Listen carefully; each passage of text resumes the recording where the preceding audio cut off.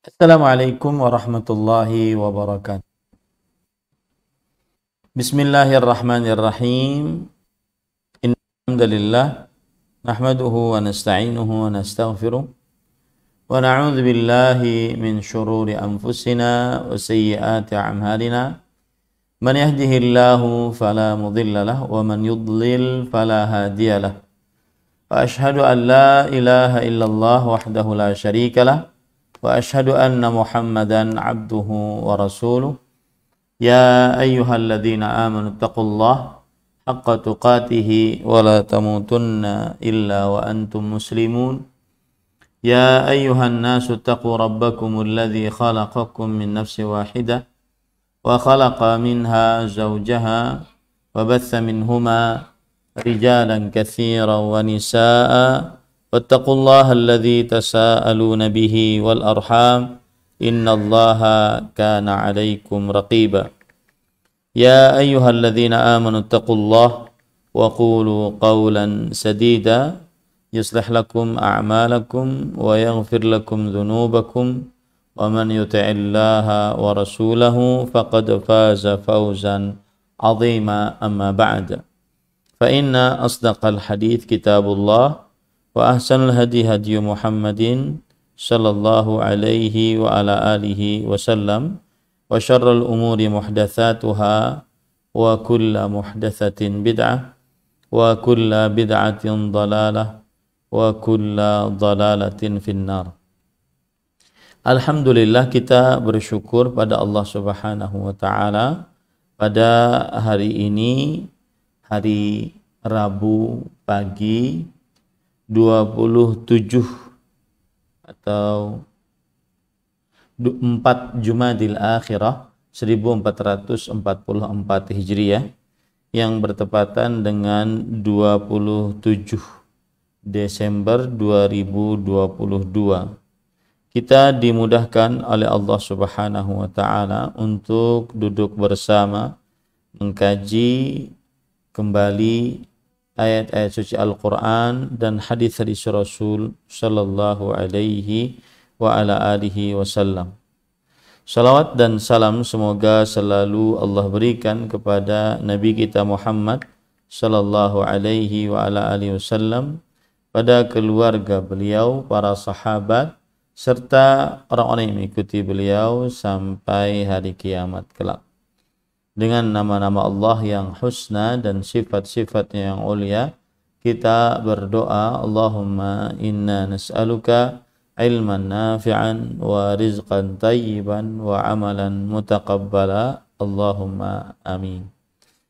Ahibati fillah, afanillah wa iyyakum, kaum muslimin yang saya cintai karena Allah, terkhusus majelis ta'lim Mumtaz yang merupakan penyelenggara dari kajian ini.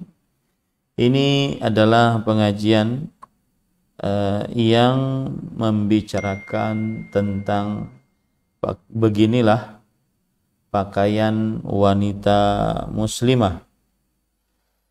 Beginilah pakaian wanita muslimah, dan pada kesempatan kali ini kita membahas tentang syarat yang kelima dari pakaian wanita muslimah. Di buku yang sudah dibagikan pada halaman 32, syarat kelima pakaian wanita muslimah adalah hendaknya pakaian tersebut tidak terkena minyak wangi. Tidak terkena minyak wangi. Kemudian disebutkan, kaum muslimin yang saya cintai karena Allah, semoga Allah Subhanahu wa taala selalu memberikan afiat dan ampunannya kepada kita seluruhnya. Hal ini yaitu maksudnya hendaknya pakaian tersebut tidak terkena minyak wangi. Hal ini karena hadis-hadis yang sangat banyak melarang para wanita muslimah untuk memakai minyak wangi jika mereka keluar dari rumahnya. Di antara hadis-hadis tersebut yaitu hadis dari Abu Musa Al-Asy'ari radhiyallahu anhu. Beliau meriwayatkan bahwa Rasulullah sallallahu alaihi wasallam bersabda, ayyuma imra'atin ista'tarat famarrat biqaumin liyajidu rihaha fahiya zaniyah. Yang artinya, wanita mana saja yang memakai minyak wangi lalu ia melewati suatu kaum agar mereka mencium baunya, maka ia adalah wanita pezina. Hadis riwayat Imam An-Nasa'i. Ahibati fillah, afanillahu iyyakum. Hadis ini, para ikhwah yang dirahmati oleh Allah Subhanahu wa taala, dijelaskan oleh para ulama, di antaranya yaitu kata-kata supaya mereka mencium baunya. Maksudnya dikatakan oleh Imam Syekh Fairuz Abadi dalam kitab Aunul Ma'bud Syarah Sunan Abi Dawud, liyajidu rihaha ay li ajli an yashummu riha itriha, agar para lelaki yang bukan mahramnya mencium bau wangi dari minyak wangi perempuan tersebut. Nah, itu tadi di dalam hadis kan seperti itu disebutkan. Wanita mana saja, ini menunjukkan siapapun dari wanita muslimah yang memakai minyak wangi. Memakai minyak wangi, ia melewati suatu kaum. Suatu kaum di sini maksudnya adalah laki-laki yang bukan mahramnya, agar mereka mencium baunya. Maksudnya agar mereka mencium baunya, maksudnya adalah agar mereka mencium wangi, bau minyak wangi tersebut. Maka wanita tersebut adalah pezina. Apa maksud daripada pezina? Dijelaskan oleh Imam Al-Munawi rahimahullahu ta'ala di dalam kitab beliau Faidul Qadir, bahwa fahiya zaniyah ay hiya bisababi dzalika muta'arridatun lizzina. Nah, ini perhatikan baik-baik makna dari hadis tadi, yang maksudnya adalah bahwa perempuan tersebut akibat memakai minyak wangi di hadapan laki-laki yang bukan mahramnya, maka dia terancam untuk dizinahi.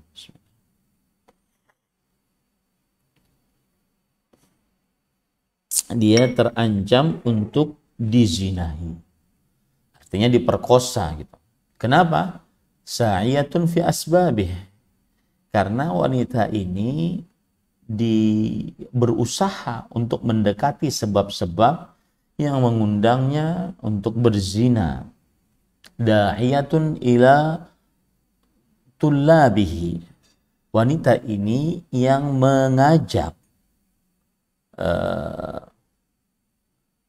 kepada para pencari-pencari pezina dari laki-laki.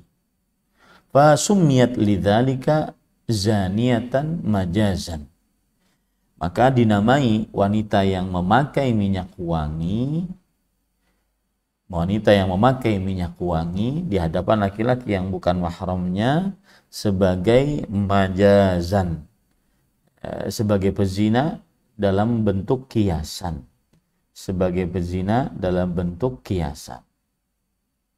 Farubbama qalabati syahwah fawaqa'a zina al-haqiqi. Maka mungkin saja syahwat memuncak, akhirnya terjadilah perzinahan yang hakiki. Wa mislu mururiha birrijal qu'uduha fi tariqihim liyamurru biha. Dan seperti perempuan tersebut lewat di hadapan laki-laki, ataupun perempuan tersebut duduk di jalannya para lelaki, ya, agar para lelaki mencium bau wangi dari para perempuan tersebut. Ini maksud dari hadis tadi, ya, maksud dari hadis tadi. Jadi bukan berarti kemudian perempuan yang memakai minyak wangi dihukumi sebagai pezina, tetapi dia penyebab, dikhawatirkan terjadinya perbuatan zina, sarananya adalah bau wangi yang dia pakai itu. Makanya dilarang perempuan untuk memakai minyak wangi di hadapan laki-laki yang bukan mahramnya. Kemudian, ahibati fillah afanillahu iyyakum, memakai minyak wangi bagi perempuan muslimah ini ada beberapa keadaan. Nah, ini saya tidak sebutkan ya di dalam buku yang saya tulis tersebut. Keadaan yang pertama, memakainya di hadapan suami.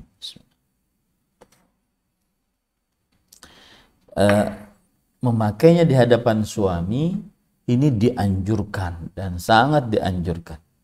Karena ini termasuk daripada husnul muasyarah, yaitu hubungan yang baik dengan suami. Dan memakai minyak wangi bagi seorang istri di hadapan suaminya ini lebih menimbulkan rasa kasih sayang di antara pasangan suami istri. Di antara pasangan suami istri. Ya, ini para ikhwan yang dirahmati oleh Allah Subhanahu wa taala. Kemudian juga menekankan rasa cinta di antara suami istri, karena setiap dari istri ataupun suami masing-masing memperhatikan penampilannya di hadapan pasangannya. Coba perhatikan perkataan Imam Al-Munawi rahimahullah dalam kitab beliau Faidul Qadir. Beliau mengatakan, ammat tatayyubu wat tazayyunu li zawji famatlubun mahbub. Adapun memakai minyak wangi, berhias di hadapan suami adalah sesuatu yang dituntut oleh syariat terhadap istri dan dicintai oleh suami. Qala ba'dul kubara tazayyunul mar'ah wa tatayyubaha li zawjiha min aqwa asbabil mahabbati wal ulfati bainahuma. Sebagian para pembesar berkata, berhiasnya seorang istri dan memakai minyak wanginya seorang istri untuk suaminya termasuk sebab yang paling terbesar mendatangkan rasa cinta, mendatangkan rasa kasih sayang di antara keduanya. Wa adamil karahati wan nufrah, dan menghilangkan rasa benci dan rasa nufrah, yaitu saling menjauh. Di annal aina raidul qalbi, karena yang namanya mata itu adalah bendera hati.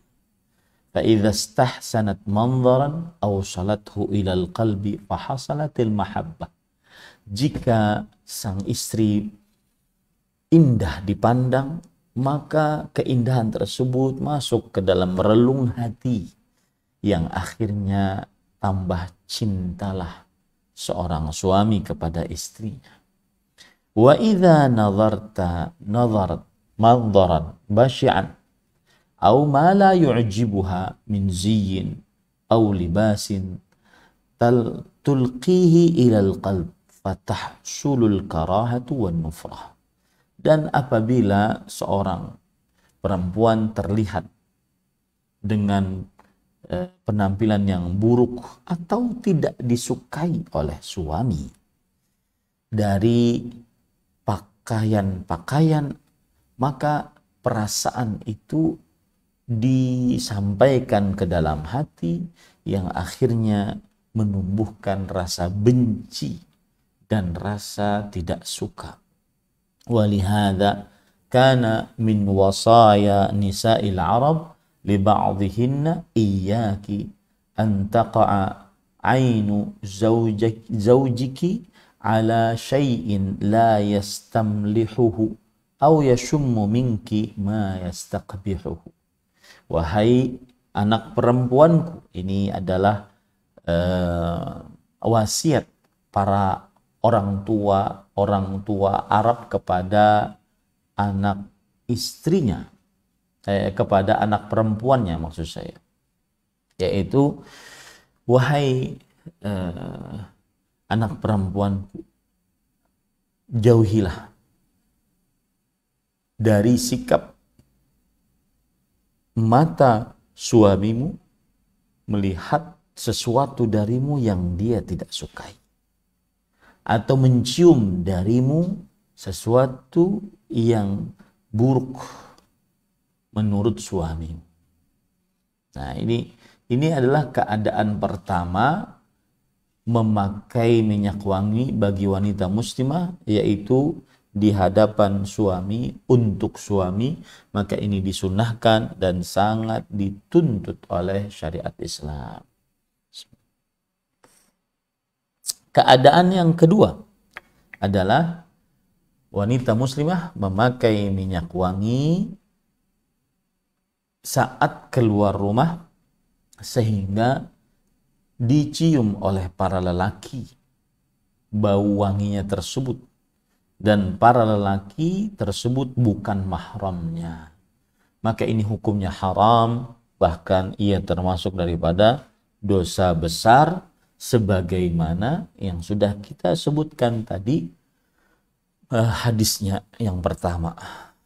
Keadaan yang ketiga adalah seorang wanita muslimah memakai minyak wangi, lalu dia keluar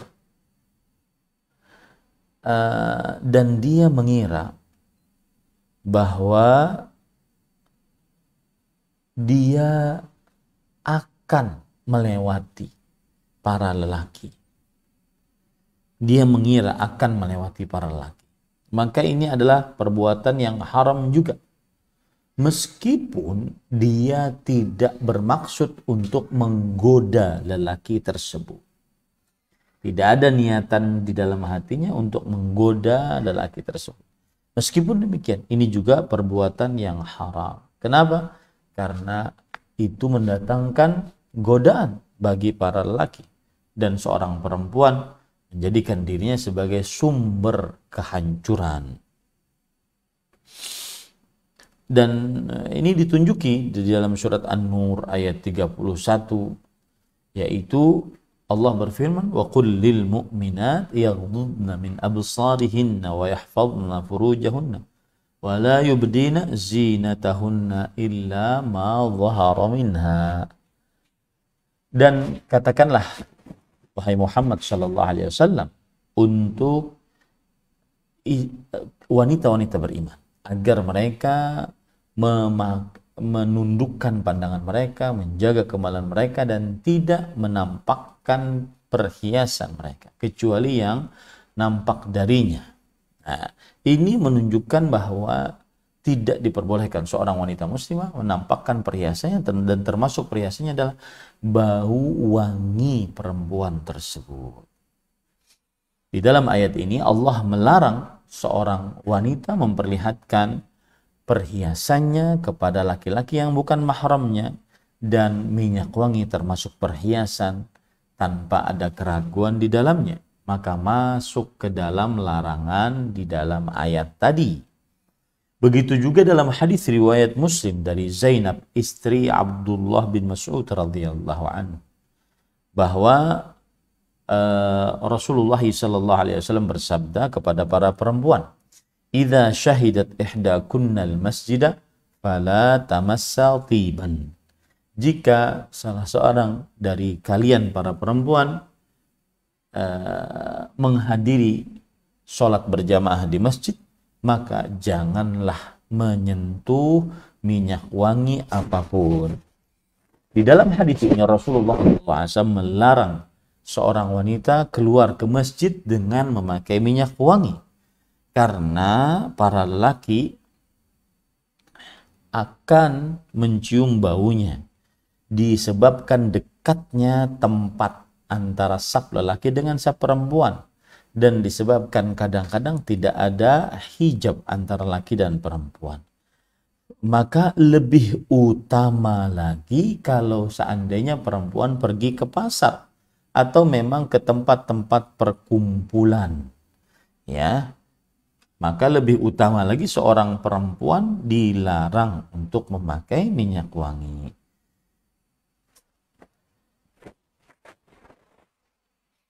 Berkata Al-Hafidh Ibnu Hajar Al-Haytami di dalam kitab beliau Az-Zawajir an Iqtirafil Kabair, beliau ini bermadzhab Syafi'i, wa yanbaghi hamluhu ya'ni al-ahadits allati ta'udduhu min al-kabair ala ma idza tahaqqaqatil fitnah.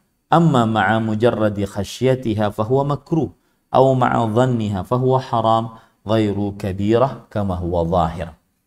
Dan semestinya hadis-hadis yang melarang seorang wanita memakai minyak wangi di luar rumahnya, dicium oleh laki-laki yang bukan mahramnya, ini dianggap sebagai dosa besar apabila memang terjadi kerusakan, terjadi perzinahan, maka berarti dosa besar.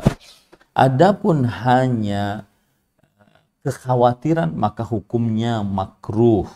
Ataupun hanya sebatas sangkaan bahwa akan terjadi perzinahan, maka hukumnya haram, tapi tidak sampai kepada dosa besar.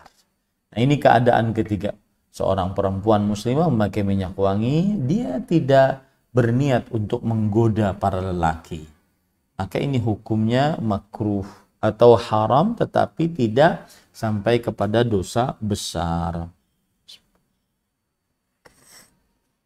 Kemudian keadaan yang keempat, seorang wanita muslimah memakai minyak wangi, kemudian setelah itu dia mengira bahwa minyak wanginya ini nggak sampai pada penciuman para lelaki, dan lelaki tidak mencium sama sekali bau minyak wanginya. Seperti dia keluar di dalam mobil, ya, dan bersama suaminya di dalam safar tersebut, ya, dan kemudian senantiasa dia menjauhi para lelaki, ya, ataupun dia mengunjungi keluarganya yang mahramnya, atau dia keluar bersama suaminya kepada perkumpulan perempuan, ya, perkumpulan perempuan, maka pada saat itu, atau dia ke masjid, ya, ke masjid, masuk ke dalam masjid, langsung masuk ke dalam tempat perempuan, maka yang seperti ini tidak mengapa memakai minyak wangi. Jadi poinnya adalah apabila tercium bau wanginya oleh laki-laki yang bukan mahramnya, atau disangka akan tercium oleh laki-laki yang bukan mahramnya. Apabila tidak tercium, maka tidak mengapa, ya. Ini dalil yang menunjukkan akan hal ini adalah, yaitu misalkan dalam hadis riwayat Imam Abu Dawud dari Aisyah radhiyallahu anha, Ummul Mukminin, beliau bercerita, kunna nakhruju ma'an Nabi sallallahu alaihi wa ala alihi wasallam ila Makkah fa nudammidu jibahana bisukki al-mutayyabi naw'un min ad-dib 'inda al-ihram fa idza ariqat ihdana sala ala wajhiha fayarahu an-nabiy sallallahu alaihi wasallam fala yanhana.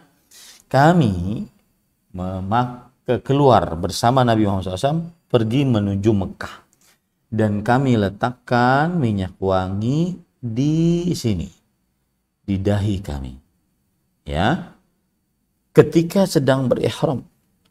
Apabila salah seorang dari kami kemudian keluar keringatnya, maka keringat tersebut mengalir pada wajah. Dan Nabi Muhammad SAW tahu itu dan beliau tidak melarangnya. Nah, ini para ikhwan yang dirahmati oleh Allah, keadaan ini tidak mengapa.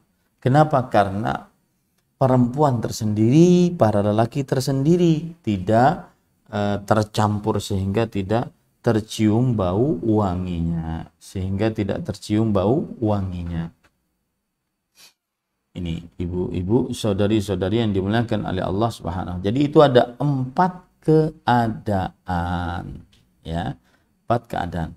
Al-Syekh Al-Allamah Imam Ibnu Baz rahimahullah berkata, yajuzu laha tibu idza kana khurujuha ila majma'in nisa'i la tamurru fit tariqi 'ala rijal. Boleh bagi perempuan untuk memakai minyak wangi, ya, jika dia keluar dari rumahnya dan menuju tempat perkumpulan perempuan dan tidak melewati jalan-jalan para lelaki. Nah, tapi ini yang keempat ini harus hati-hati, jangan sampai bermudah-mudah. Ya, jangan sampai bermudah-mudah. Nah, itulah 4 keadaan, ya. 4 keadaan. Baik, kita baca buku kita. Kemudian hadis yang kedua dari Zainab Ats-Tsaqafiyah radhiyallahu anha. Zainab Ats-Tsaqafiyah ini adalah istrinya Abdullah bin Mas'ud radhiyallahu anhu. Beliau meriwayatkan bahwa Rasulullah SAW bersabda, "Idza syahidat ihda kunnal masjida fala tamassa tiban." Artinya, jika salah seorang dari kalian para wanita keluar menuju masjid, maka janganlah sekali-kali mendekati minyak wangi. Janganlah sekali-kali mendekati minyak wangi. Apa maksud dari hadis ini? Kita baca penjelasan para ulama tentang hadis ini. Para ikhwah yang dirahmati oleh Allah Subhanahu wa taala, hadis ini adalah hadis yang sahih. Tidak ada keraguan di dalamnya, ya, diriwayatkan oleh Imam An-Nasai. Dan hadis ini menunjukkan bahwa para perempuan jika keluar menghadiri sholat berjamaah di masjid, maka mempunyai hukum khusus, ya, di antaranya yaitu al-hishmah, menjaga sifat malu, az-zinah, menjaga menutupi perhiasan, as-sutrah, yaitu tertutup, dan al-bu'du an mawatini syubuhat, dan jauh dari hal-hal yang mendatangkan perkara-perkara syubhat. Dan juga patut diperhatikan bahwa mengerjakan ketaatan harus dengan batasan-batasan syariat. Ya, perempuan ingin sholat berjamaah di masjid, tetapi harus dengan batasan-batasan syariat. Barang siapa yang mengerjakan kebaikan dan amal saleh dan dia sesuai dengan batasan-batasan tersebut, maka sesungguhnya ini adalah amalan yang paling afdal yang dia lakukan. Ya. Nah, di dalam hadis Nabi Muhammad SAW memberikan petunjuk kepada para perempuan bahwa jika mereka ingin menghadiri sholat Isya di masjid, maka wajib bagi mereka untuk melakukan hal-hal yang dibatasi oleh syariat. Di antaranya tidak memakai minyak wangi pada malam itu. Perempuan keluar rumah dengan memperhatikan kesuciannya, kemudian kebersihannya, akan tetapi tidak memakai minyak wangi saat dia pergi ke masjid, ya. sehingga tidak tercium bau wanginya saat dia pergi ke masjid tersebut. Karena yang namanya bau wangi dari minyak wangi itu akan menyeruak, bahasanya gitu ya, menyeruak kali ya, menyebar di antara orang-orang yang menciumnya. Nah, itu menyebabkan akhirnya dia ditoleh oleh orang-orang dan menggerakkan hati-hati para laki dan syahwat-syahwat para laki. Maka larangan ini akhirnya juga atas setiap sholat, bukan hanya sholat isya, ya, bukan hanya sholat isya. Oh ya, karena di dalam lafadz yang lain itu ada lafadz riwayat Muslim, idza syahidat ihdakunnal isya'a, jika salah seorang kalian dari para perempuan menghadiri sholat isya, maka janganlah kalian memakai minyak wangi. Nah, dikhususkan pemakaian minyak wangi ini pada sholat isya karena rasa khawatir terhadap perempuan pada malam hari lebih besar dan terjadinya godaan di malam hari lebih dekat. Dan biasanya para perempuan memakai minyak wangi di malam hari untuk para suaminya. Nah, ini para ikhwat. Tapi akhirnya setiap sholat apapun, bukan hanya isya saja. Setiap sholat apapun, bukan hanya isya saja. Kemudian patut diperhatikan bahwa para ulama rahimahumullah ta'ala ketika melarang para perempuan untuk memakai minyak wangi, mereka juga menyamakan seperti pakaian-pakaian yang berhias, seperti juga memakai perhiasan-perhiasan yang nampak oleh para laki yang bukan mahramnya, dan setiap apapun yang bisa menggerakkan syahwat para lelaki kepada perempuan tersebut. Ini semua diletakkan oleh syariat agar sang perempuan aman, sang perempuan selamat, ya, dan seterusnya.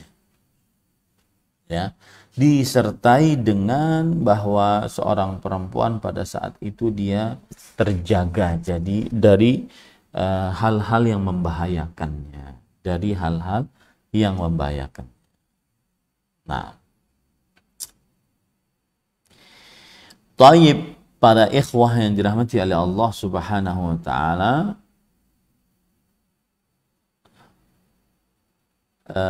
kita lihat lagi penjelasan para ulama.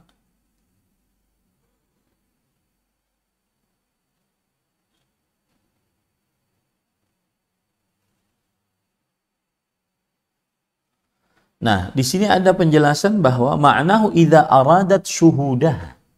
Maksudnya adalah apabila seorang perempuan ingin pergi sholat isya tersebut atau sholat berjamaah di masjid.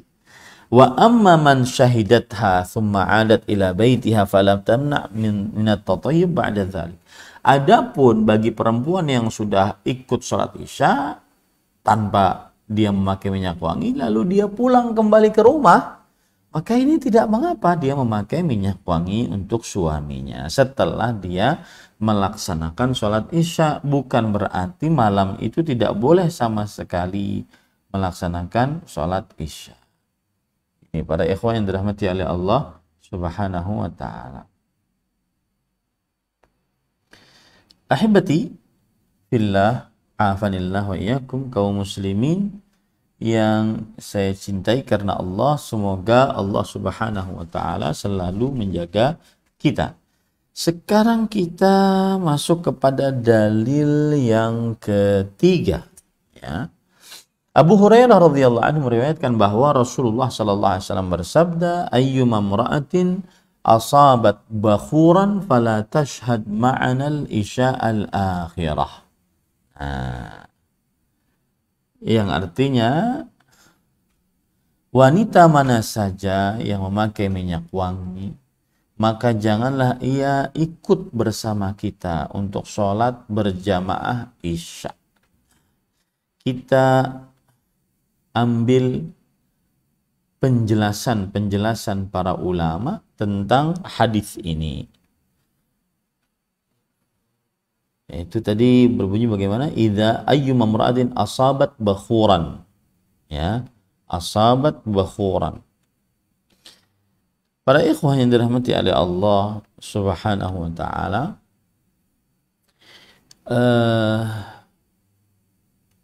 penjelasan dari hadis ini adalah bahwa Islam sangat memperhatikan untuk memadamkan api fitnah antara laki-laki dan perempuan. Karena di dalamnya terdapat bahaya atas yang ditimbulkan terhadap keluarga, terhadap masyarakat Muslim. Ya, bahayanya itu bisa berupa dekadensi moral, terjadinya kekacauan, banyaknya anak-anak yang dilahirkan di luar pernikahan. Oleh sebab itulah, para ikhwan yang dirahmati oleh Allah Subhanahu wa taala, Islam menghilangkan sebab-sebab terjadinya fitnah yang menghancurkan tersebut sebelum terjadi.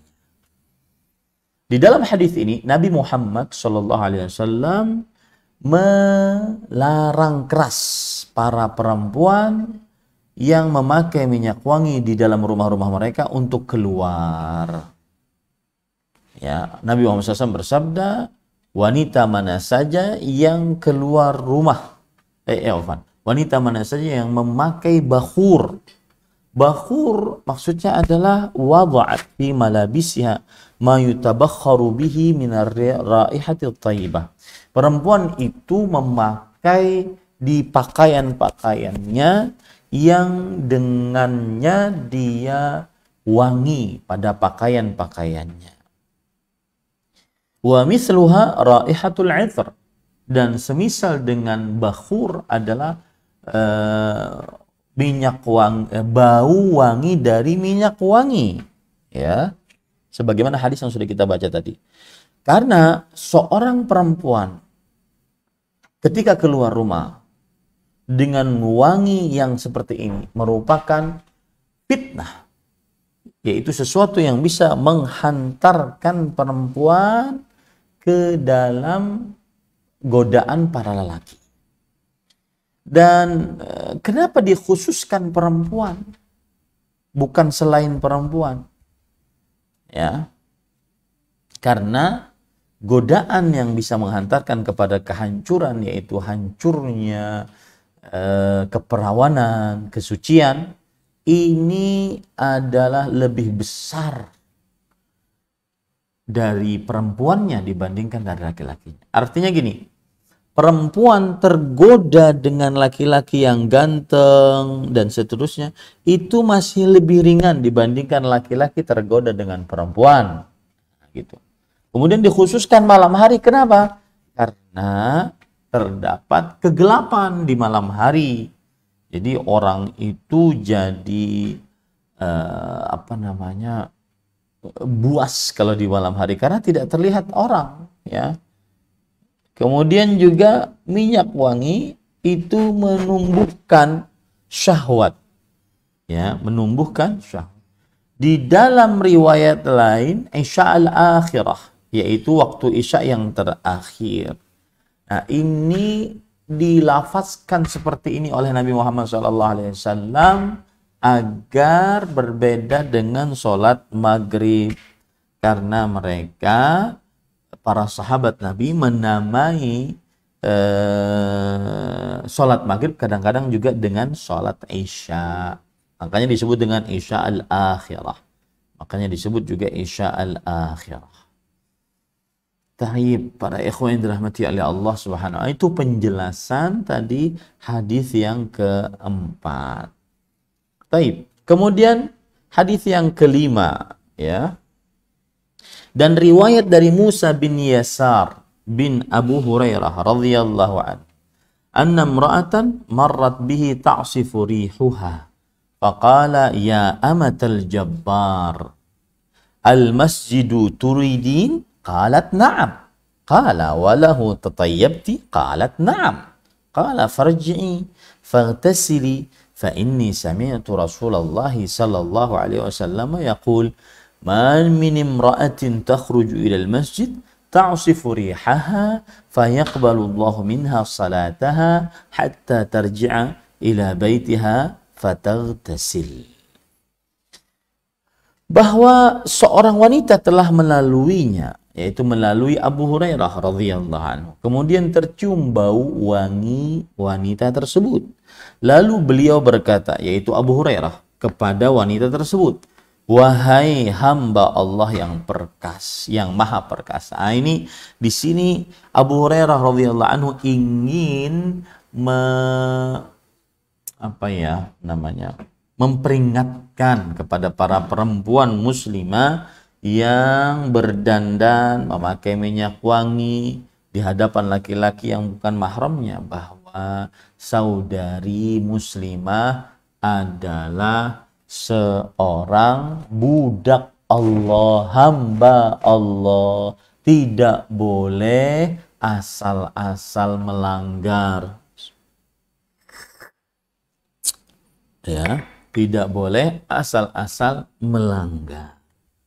Makanya disebutkan amatal jabbar, wanita, wahai budak, wanita dari Allah yang maha perkasa. Sehingga sehingga perempuan tersebut takut, gitu loh maksudnya. Itu begitu maksudnya. Kemudian wahai hamba Allah yang wahai budak wanita Allah yang Allah maha perkasa, gitu ya. Apakah kamu mau pergi ke masjid dengan keadaan begini, tercium bau minyak wanginya? Wanita tersebut menjawab, iya. Beliau bertanya lagi, dan karenanya kamu memakai minyak wangi? Artinya karena pergi ke masjid itulah kamu memakai minyak wangi? Perempuan tersebut menjawab lagi, iya. Beliau berkata, kalau begitu pulang dan mandilah engkau. Karena sesungguhnya aku telah mendengar Rasulullah sallallahu alaihi wasallam bersabda, tidaklah seorang wanita keluar rumah menuju masjid tercium bau wanginya dan diterima darinya sholatnya sampai ia pulang ke rumahnya dan mandi. Berarti seorang wanita muslimah jika keluar rumah memakai minyak wangi, pergi ke masjid, maka sholatnya tidak diterima. Ya, sholatnya tidak diterima. Nah, ini para ikhwan yang dirahmati oleh Allah Subhanahu wa ta'ala. Taib, kita lihat penjelasan para ulama rahimahumullahu ta'ala. Perhatikan penjelasan para ulama rahimahumullah tentang hadis ini.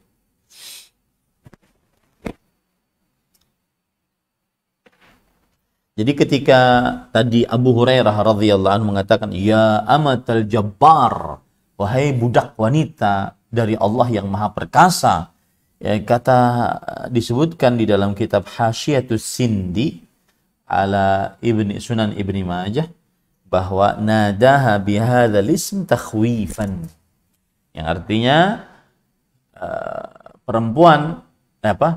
Abu Hurairah radhiyallahu anhu memanggil perempuan ini dengan nama seperti itu sebagai bentuk pemberian rasa takut kepada perempuan tersebut. Taib. Hatta taghtasil, sampai engkau mandi wahai para perempuan. Maksudnya kata Imam Sindi, tubaligh fi izalati tib, yaitu benar-benar menghilangkan bau minyak wangi tersebut. Wala'alla dzalika idza kana 'alal badan, dan mungkin itu kalau seandainya minyak wanginya di tubuh wa qila amaraha bidzalik tasdidan 'alaiha. Ada yang mengatakan bahwa Nabi Muhammad sallallahu alaihi wasallam merintahkan perempuan tersebut sampai mandi itu sebagai bentuk keras dari Rasulullah sallallahu alaihi wasallam, wa tashni'an li fi'liha, dan sebagai bentuk pemburukan terhadap perbuatan perempuan tersebut, wa tashbihan lahu bizina, dan sebagai penyerupaan terhadap perempuan tersebut dengan perbuatan zina, yaitu wadzalika li anna hay bin nadhari syahawat rijal wa fatahat abwaba uyunihim allati bimanzilihi man yuridu zina fa hukima 'alaiha bima yuhkamu 'ala zani min al-ightisal min al-janabah. Karena perempuan itu yang menggerakkan syahwat lelaki, kemudian membuka pintu-pintu mata-mata para lelaki, ya, yang akhirnya dia melihat kepada perempuan tersebut, maka dia dihukumi sebagai seorang pezina, yang mana kalau seandainya dia sudah berzina maka dia mandi akibat zinanya tersebut. Para ikhwah yang dirahmati oleh Allah Subhanahu wa ta'ala.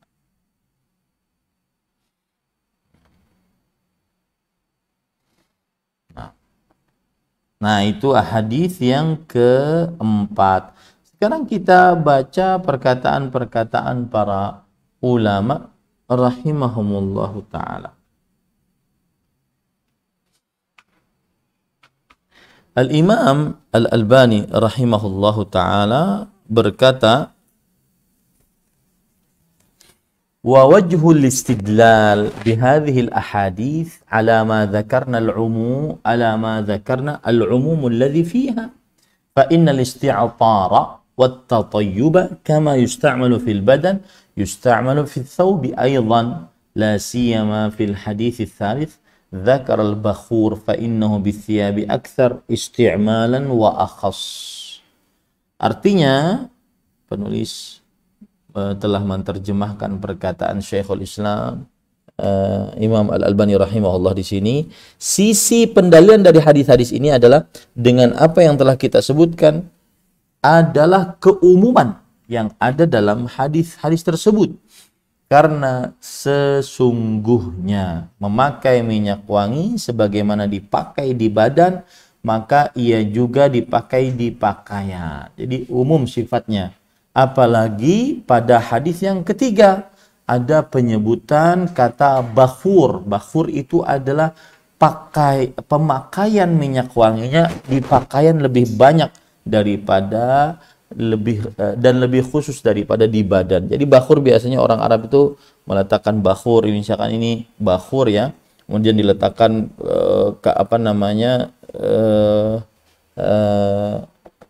peci ya di atas bakhur tersebut. Nah, kemudian baju surban ya di atas bakhur, bahkan kadang-kadang bakhurnya dimasukkan ke dalam baju. Nah, jadi dia lebih condong kepada minyak wangi untuk pakaian ya, minyak wangi untuk pakaian. Ahibati fillah, afanillahu wa iyyakum. Kemudian selanjutnya di sini disebutkan sebab pelarangan akan minyak wangi sangatlah jelas, yaitu hal tersebut bisa menggerakkan syahwat para lelaki. Ya, dan para ulama telah menggabungkan dengan minyak wangi hal-hal yang semakna dengannya, seperti pakaian yang sangat indah, perhiasan yang terlihat, perhiasan yang mahal, serta berkumpul dengan laki-laki yang bukan mahramnya. Ini penjelasan dari para ulama rahimahumullah ta'ala. Kemudian juga penjelasan dari Imam Ibnu Daqiqil Id. Imam Ibnu Daqiqil Id ini adalah ulama Islam abad ke berapa ya? Ke-8 apa ke-7 gitu, Imam Ibnu Daqiqil Id. Ibnu Daqiqil Id. Beliau ini adalah ulama Islam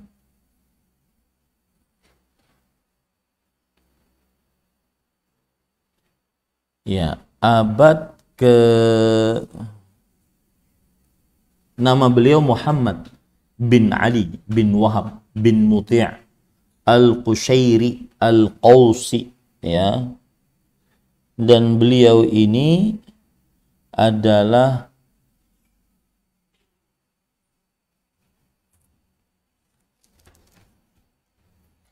ahli hadis, ya. Imam Ibnu Daqiqil Id, beliau ini adalah ahli hadis. Dan buku beliau yang sangat luar biasa, Al-Ilmam Al-Jami' li Ahaditsil Ahkam, ya. Ini salah satu, atau Ihkamul Ahkam Syarh Umdatil Ahkam, ini juga kitab yang sangat agung, ya, sangat agung. Beliau wafat abad ke ya, ulama Islam abad ke-7 Hijriah, tahun 702 Hijriah wafat. Tahun 702 Hijriah wafat.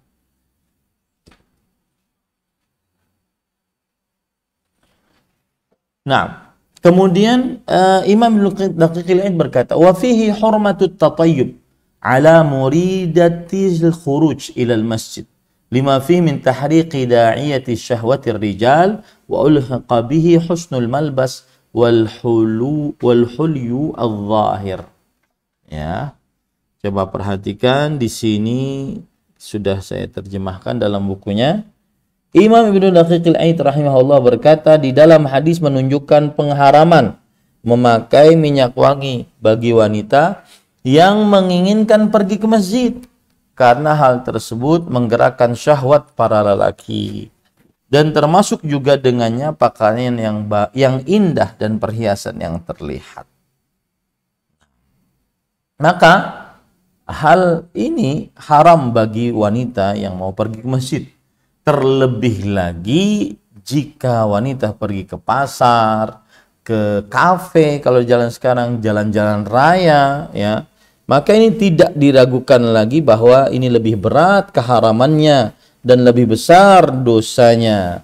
Ya, lebih berat keharamannya, lebih besar dosanya. Makanya Al-Hafidz Ibnu Hajar Al-Haythami menyebutkan ini sebagai dosa besar, ya, dosa besar. Kemudian para ikhwan dirahmati oleh Allah, di sini disebutkan juga halaman 35, sebenarnya hadis-hadis ini umum dan luas mencakup seluruh waktu. Maksudnya bukan hanya waktu Isya saja, ya, dan sesungguhnya dikhususkan penyebutnya pada waktu Isya dalam hadis yang ketiga karena fitnah pada waktu tersebut lebih parah. Maka janganlah ada yang keliru mengira bahwa keluarnya para wanita selain waktu itu diperbolehkan. Nah, ini keliru, ya. Taib. Kemudian berkata Ibnu Malik.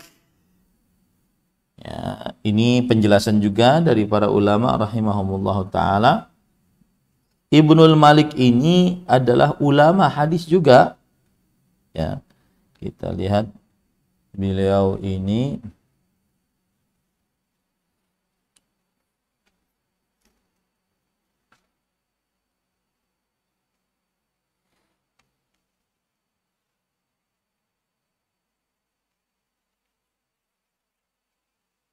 Baik. Yang jelas beliau adalah seorang ulama. Ibnul Malik berkata, wal azhar annaha khussat bin nahi li annaha waqa'atil zulmah wa khuluwut tariq wal 'itru yuhayyiju syahwa fala ta'manul mar'ah fi dhalikal waqt min kamal fitnah بخلاف الصبح والمغرب فإنها وقتان فاضحان وقد تقدم أن مس الطيب يمنع المرأة من حضور المسجد مطلقا. Berkata Ibnu Al-Malik rahimahullahu ta'ala, dan yang paling terlihat jelas adalah bahwa dikhususkan pelarangan pada waktu tersebut karena ia waktu yang sangat gelap, yaitu di waktu Isya. Kenapa dikhususkan waktu Isya? Karena waktunya sangat gelap, apalagi Isyanya Isya yang terakhir, bukan Isya di waktu maghrib, ya. Kemudian juga jalan lengang, sepi, tidak ada orang, dan minyak wangi bisa menaikkan syahwat laki-laki yang bukan mahram, maka seorang wanita tidak aman pada waktu itu karena sempurnanya fitnah. Ya, karena fitnahnya sangat besar gitu. Berbeda dengan waktu subuh dan waktu maghrib, karena dua waktu tersebut sangat jelas orang bisa melihat. Dan telah diterangkan sebelumnya bahwa dengan menyentuh minyak wangi berarti melarang wanita untuk pergi ke masjid secara umum, kecuali kalau seandainya tidak pakai minyak wangi. Alhamdulillah selesai. Kita hampir 1 jam ya berbicara tentang syarat yang keenam dari pakaian wanita muslimah. Syarat yang keenam. Syarat yang kelima maksud saya. Insya Allah pada pertemuan yang akan datang kita membahas syarat yang keenam. Dan ini sebentar lagi selesai nih ya buku kita. Karena cuma ada 8 syarat. Ya, ada 8 syarat. Kita pelan-pelan insya Allah ta'ala.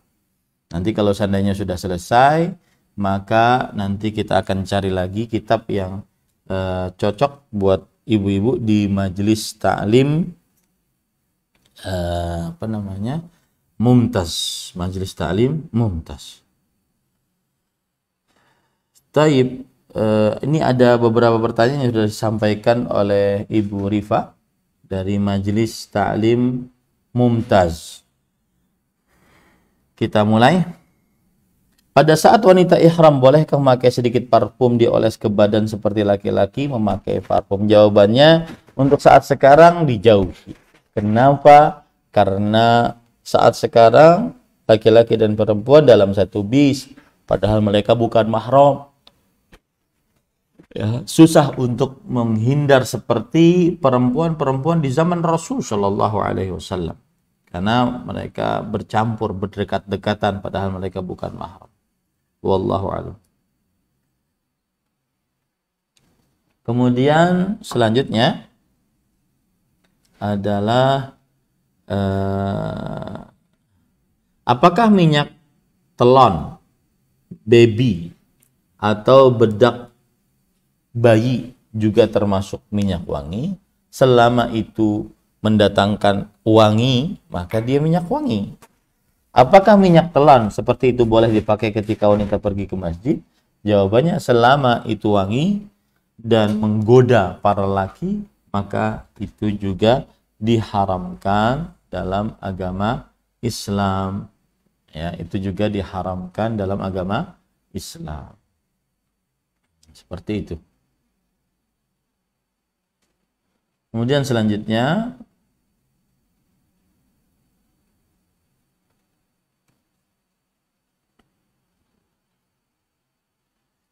apa hukum mencium tangan orang yang lebih tua, kakak dan sebagainya yang kita hormati? Kalau anak pada orang tua tidak apa ya Ustadz? Maka jawabannya adalah termasuk adab seorang muslim kepada orang yang dihormati adalah dia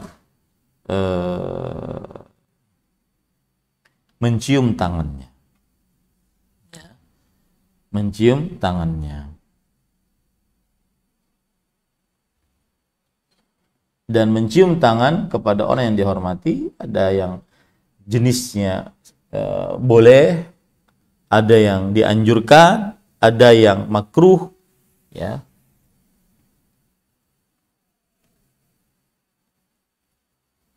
Mencium tangan telah tetap di dalam hadis-hadis yang sahih. Itu dilakukan kepada Rasulullah Sallallahu Alaihi Wasallam. Di antaranya hadis riwayat Imam Abu Daud dari Abdullah bin Umar radhiyallahu anhuma, beliau bercerita annahu kana fi sariyatin min saraya Rasulullah Sallallahu Alaihi Wasallam, bahwa ada pasukan dari pasukan-pasukan Rasul Sallallahu Alaihi Wasallam. Fahasan nasu haisah, kuntu fi min hasa. Lalu orang-orang pun menggerumungi Rasulullah Sallallahu Alaihi Wasallam. Aku termasuk orang yang menggerumi Rasul sallallahu alaihi wasallam. Fajalasna li Rasulillah sallallahu alaihi wasallam qabla salatil fajr. Kita duduk menemui Rasul sallallahu alaihi wasallam sebelum salat subuh. Falamma kharajna qumna ilaihi faqulna nahnu al-fararun. Lalu ketika kita keluar, kita bangun Dan kita berkata, wahai Rasulullah, kami orang-orang yang sudah kabur. Lalu Rasulullah SAW bersabda, bal antum al-akkarun. Fadanawna faqabbalna yadahu. Lalu kami mendekati Rasulullah SAW dan kami kemudian mencium tangan Rasulullah SAW. Maka mencium tangan boleh atau bahkan dianjurkan jika yang dicium tangannya adalah orang-orang yang berilmu, orang-orang yang saleh dan orang-orang yang mulia. Ya.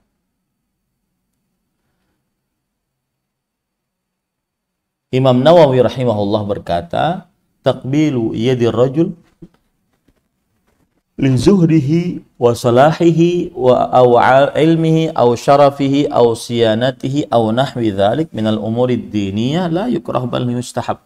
Fa in kana li ghinahu aw syaukatihi aw jahihi 'inda ahli dunya fa makruhun syadidul karaha. Mencium tangan seseorang karena sikap zuhudnya, kesolehannya, keilmuannya, kemuliaannya, dan juga penjagaannya, maka ini adalah perkara yang tidak dimakruhkan, bahkan dianjurkan. Ya, kalau seandainya beda dengan menciumnya karena kekayaannya, karena pangkatnya, karena jabatannya, menurut manusia, maka ini adalah sangat-sangat dibenci.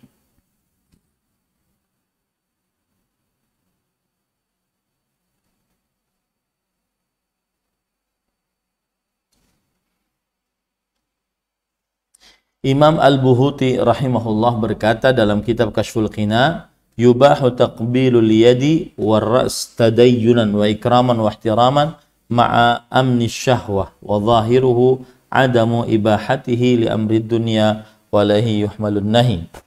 Dibolehkan mencium tangan atau kepala ya sebagai bentuk beragama dan pemuliaan dan penghormatan disertai dengan aman dari syahwat. Dan yang nampak adalah tidak diperbolehkan untuk perkara dunia, ya, tidak diperbolehkan untuk perkara dunia. Dan larangan-larangan untuk mencium tangan itu maksudnya adalah untuk perkara-perkara dunia. Kemudian juga disebutkan dalam kitab Ensiklopedia Fikih, yajuzu taqbilu yadil alim al-wari' والسلطان العادل وتقبيل يد الوالدين والأستاذ وكل من يستحق التعظيم والإكرام كما يجوز تقبيل الرأس والجبهة وبين العينين. Diperbolehkan untuk mencium tangan seorang yang alim dan wara' dan seorang pemimpin yang adil, seorang orang tua, ustadz, dan setiap yang berhak untuk diagungkan dan dimuliakan. Ya, sebagaimana diperbolehkan untuk mencium kepala, kemudian juga mencium dahi dan di antara dua mata. Akan tetapi ini jika dalam bentuk pemuliaan, ya, jika dalam bentuk pemuliaan ataupun kasih sayang, ya, saat bertemu atau saat berpisah, ataupun dalam bentuk kehormatan disertai dengan keamanan dari syahwat.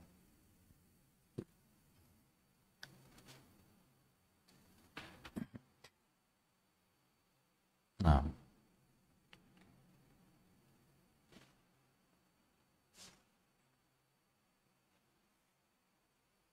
jadi diperbolehkan seperti itu, ya.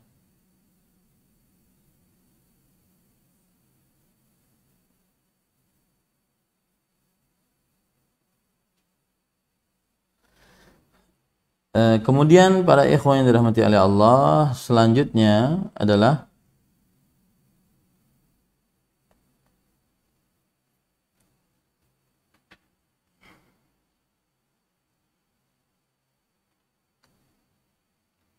apakah jam gelang, cincin juga termasuk perhiasan wanita yang tidak boleh digunakan ketika pergi keluar rumah? Jawabannya adalah boleh, asalkan tidak terlihat oleh laki-laki yang bukan mahramnya. Bagaimana dengan tas dan sepatu? Jawabannya boleh terlihat, asalkan bukan tas dan sepatu yang terlalu mewah, terlalu indah, sehingga menawan laki-laki yang melihatnya.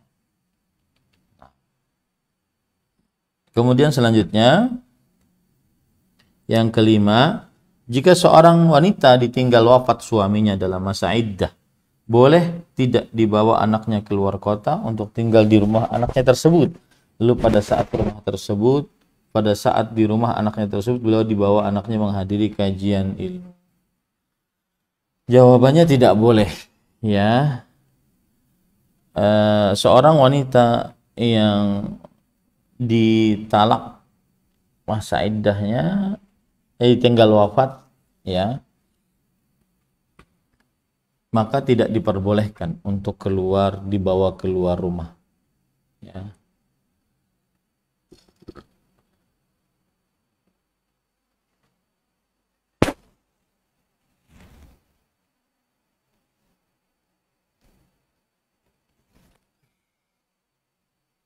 Nah, dalilnya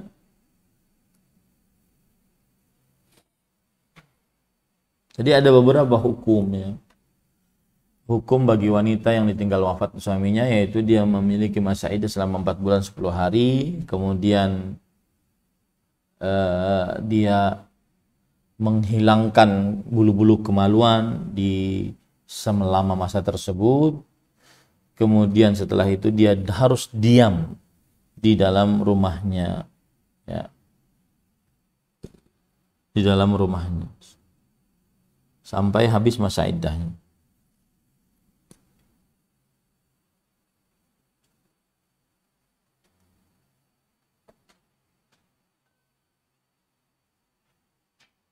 Nah, kita ambil lagi pertanyaan. Ketika wanita di rumah memakai minyak wangi untuk suami, tapi di rumah juga ada pekerja laki-laki, bagaimana jika papasan lewat saja? Pekerja laki-laki biasanya tidak masuk ke dalam rumah. Kalau seandainya yang paling utama adalah tercium enggak? Kalau seandainya tidak tercium, ya berarti tidak. Kalau tercium berarti tidak diperbolehkan.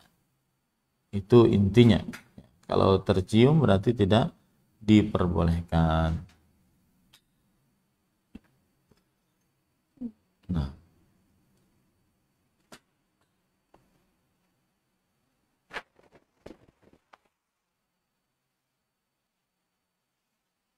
apakah wanita sholat di rumahnya disunahkan juga memakai parfum saat sholat? Iya, silahkan untuk berwangi-wangi riya di dalam rumah, tidak, asalkan tidak tercium oleh laki-laki yang bukan mahramnya. Pertanyaan selanjutnya, berdasarkan kisah di mana suatu waktu ketika Rasulullah SAW sedang sholat, kemudian tiba-tiba bersegera bergegas karena teringat ada zakat di rumah yang belum sempat dibagikan. Apakah dibolehkan kalau sedang lupa sesuatu maka memperbanyak sholat sunnah, karena ketika sholat seringkali muncul ingatan dan pikiran-pikiran. Ini tidak boleh. Sholat sunnah tujuannya adalah untuk beribadah kepada Allah, bukan untuk mengingat-ingat, ya, tidak diperbolehkan. Kemudian pertanyaan selanjutnya, ada guru di sekolah yang mau mengadakan walimah dan mengundang para wali murid. Bolehkah kami memberikan kado atau bingkisan? Jawabannya adalah iya, boleh, karena guru tersebut sedang bukan dalam keadaan mengajar, ya, tetapi dia mempunyai acara. Wallahu a'lam. Terkadang di kalangan thalibah juga sering berbeda pemahamannya dari apa yang dikatakan Ustadz di kajian, menyebabkan perbedaan dalam bersikap atau beramal. Dalam hal ini, apakah kesalahannya diberi satu dosa, dan bagaimana solusinya karena ketika diingatkan beliau menisbatkan kepada kajian Ustadznya? Solusi dulu deh yang saya jawab. Jawabannya adalah tanya Ustadz yang ngisi. Ya, tanya Ustadz yang mengisi. Nah, ini lebih utama daripada seseorang berinterpretasi sendiri-sendiri terhadap apa yang dia pahami dari kajian ustadz tersebut. Adapun apakah dia memilih itu satu dosa, maka jawabannya tidak sampai kepada perkara menghukumi ataupun mengambil ijtihad sebagai hakim. Tidak seperti itu. Tetapi yang paling mudah adalah dia bertanya kepada ustadz yang mengajarkannya. Apakah suami yang tidak memberikan nafkah 3 bulan atau lebih maka akan otomatis ya talak? Tidak otomatis. Tapi suaminya yang mentalaknya, baik itu dia mentalak langsung istrinya ataupun istrinya menggugat cerai talak. Dan jangan lama-lama yang seperti ini. Ya, maksudnya jangan 3 bulan tuh sudah lumayan lama itu kalau tidak menafkahi. Kalau bisa jadi istri tidak menafkahi itu jadi istri tidak dinafkahi itu. Jangan sampai terjadi demikian ya. Wallahu a'lam. Jatuhnya talak atas suami kepada istri yang sah bagaimana Ustaz? Jadi talak itu hak milik suami. Kalau suaminya tidak mau mentalakkan maka tidak terjadi talak. Kalau suaminya ingin mentalak maka sang istri menggugat cerai. Wallahu a'lam. Bila seseorang sholat namun setelah selesai sholat ia baru mengetahui bahwa ia belum suci sepenuhnya dari hadas kecil. Ya. Maka apa yang dimaksud belum suci sepenuhnya? Ini saya masih ragu-ragu. Apa yang dimaksud? Kalau seandainya belum suci dari hadas besar, artinya dari hadas kecil, artinya dia belum berwudu, maka tidak sah sholatnya, wajib diulang. Wallahu a'lam. Nah, ada yang lain, Ibu?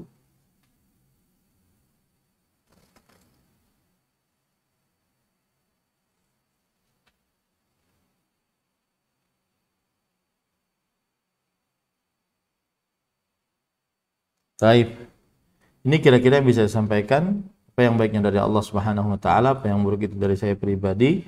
Kita cukupkan dengan kafaratul majlis. Subhanakallahumma bihamdika asyhadu an la ilaha illa anta astaghfiruka wa atubu ilaik. Wa sallallahu ala nabiyina Muhammad walhamdulillahirabbil alamin. Wassalamualaikum warahmatullahi wabarakatuh.